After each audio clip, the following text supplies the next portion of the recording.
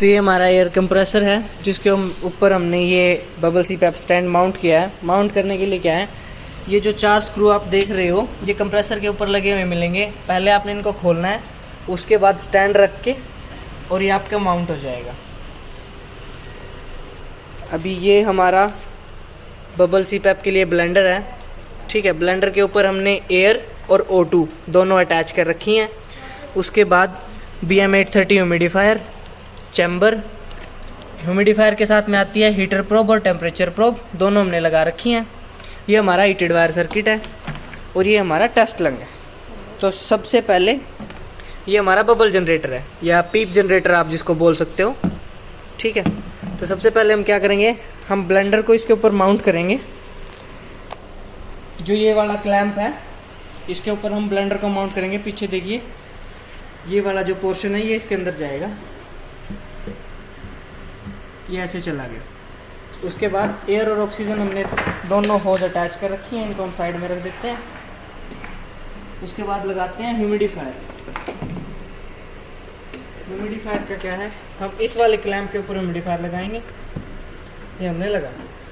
उसके बाद ये हमारा बबल जनरेटर, पीप जनरेटर जो भी आप बोलना चाहें, ये आपका यहाँ पे अटैच हो जाएगा, ठीक है। अभी हमारा सिर्फ रहता है सर्किट अटैच करना। सर्किट के लिए हमारे पास क्या है, एक तो ये सिंपल ट्यूबिंग होती है ऐसे वाली, एक ब्लू वाली, एक येलो वाली, सॉरी वाइट वाली। साथ में एक ये एक्स्ट्रा मिलती है आपको सफ़ेद रंग की। तो इसका यूज़ हम करेंगे आउटपुट लेने के लिए ब्लेंडर से ह्यूमिडिफायर के ऊपर। मान लीजिए हमने इस साइड से आउटपुट लेनी है तो मैंने इसको यहाँ पे लगा दिया और जो आउटपुट हमारी आएगी वो आएगी चैम्बर के ऊपर। तो ये यहाँ पे लग गया, ठीक है। उसके बाद अभी हमारे पास ये और अटैचमेंट बचती है जो कि है एक heated wire circuit. Heated wire circuit का ये वाला एंड जिसके अंदर आपकी टेम्परेचर प्रोब जाएगी, ये वाला हम लगाएंगे ह्यूमिडिफायर के दूसरे सिरे पे। ये आपका थोड़ा टाइटली फिट होता है, ये देखो ये लग गया आपका यहाँ पे, ठीक है।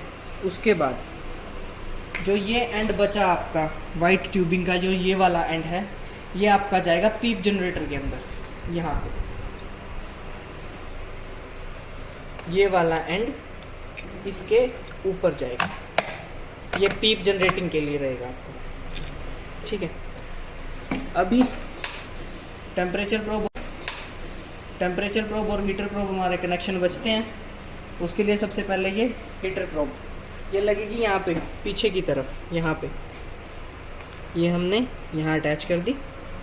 उसके बाद सबसे पहले जो टेम्परेचर प्रोब है उसका ये वाला सेंसर आपका लगता है चैम्बर के ऊपर, तो ये हमने यहाँ पे लगा दिया। चैम्बर के ऊपर इसको लगाने के बाद हमने ये जो इसका माउंटेड है इससे इसको टाई कर दिया, ठीक है, ये वाला। अभी अगर हम इस प्रोब की बात करें तो इसके ऊपर एक और एंड बाकी है जो कि हमारा लगेगा टेम्परेचर, यानी कि जो हमारा हीटेड वायर सर्किट है उसके इस वाले एंड पे, जो कि जाएगा यहाँ, ओके। उसके बाद हमारा टेस्ट लंग हम अटैच करेंगे यहाँ पे।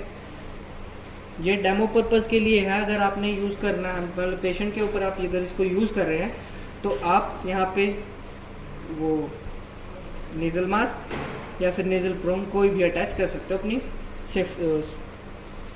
सैचुरेशन अपनी रिक्वायरमेंट के अकॉर्डिंग, ठीक है। अभी ये हमारा सेटअप ऑल सेट हो चुका है। रहते हैं सिर्फ हमारे ये 2 कनेक्शन, ये एयर के लिए है, ये ऑक्सीजन के लिए है। ब्लैक और ब्लू, मान लीजिए जो ब्लैक और ब्लू आप डिफरेंशिएट करना चाहो तो उससे भी, ब्लैक आपका एयर के लिए, ब्लू आपका ऑक्सीजन के लिए। जो ब्लैक वाला है वो लगेगा आपका, ये जो आप देख रहे हैं ना, ये इसके आगे से काट के, और जो कंप्रेसर के पीछे यहाँ पे जो आपको आउटपुट दी गई है ये वाली, इसके ऊपर आपको एक पिन टाइप कनेक्टर मिलेगा, उसके ऊपर आपकी ब्लैक वाली होज लगेगी।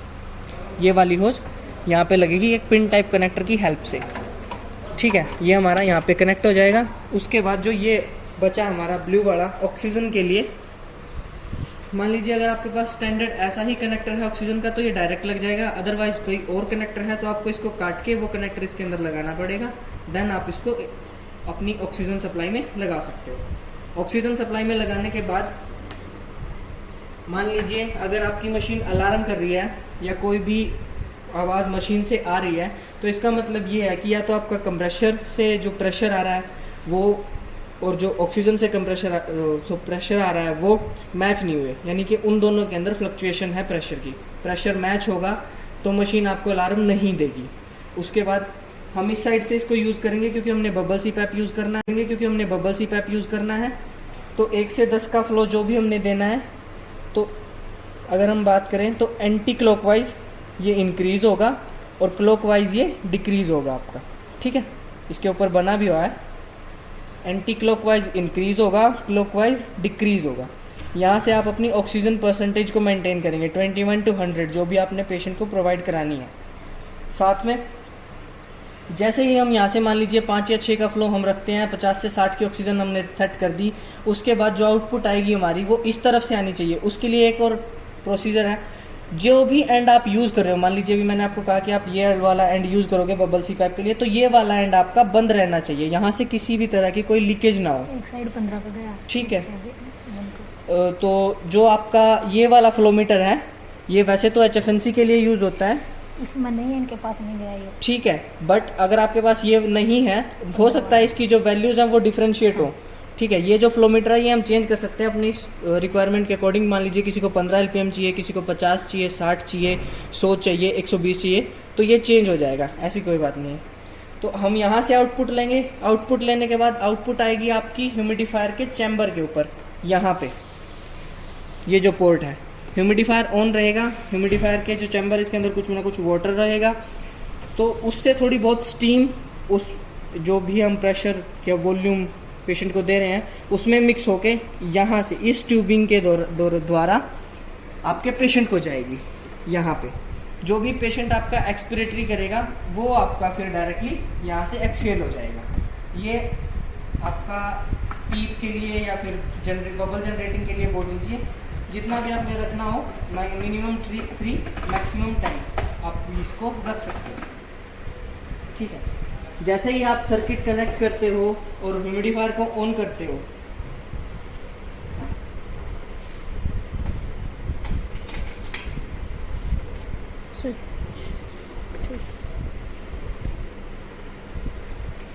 जैसे ही आपने सर्किट कनेक्ट किया, ह्यूमिडिफायर को ऑन किया, पावर ऑन होने के साथ साथ मोड ऑन, ये होता है आपका हीटिंग मोड, ये भी आपका ऑन होना चाहिए।